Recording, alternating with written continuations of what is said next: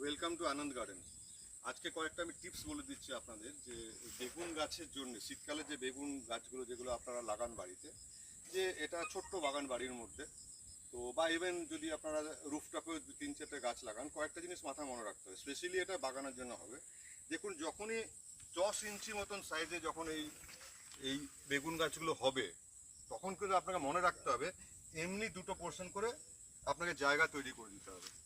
এই জায়গা, এই সিট, মাটিটা উঁচু করে জায়গা, কোনো সার, কোনো খাবার, রোজ জল এটাতে দেবেন।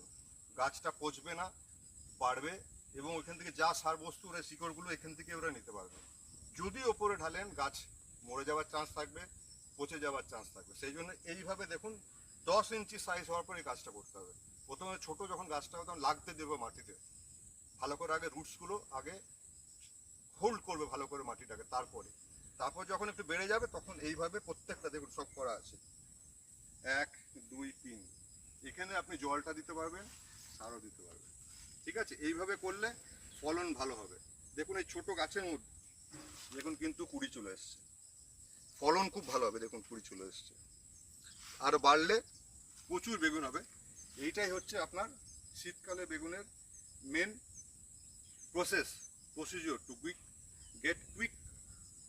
ভালো মতন ভাবে বেগুন চাষটা করতে পারবেন। ঠিক আছে, এই হচ্ছে process. Thank you for watching Ananda.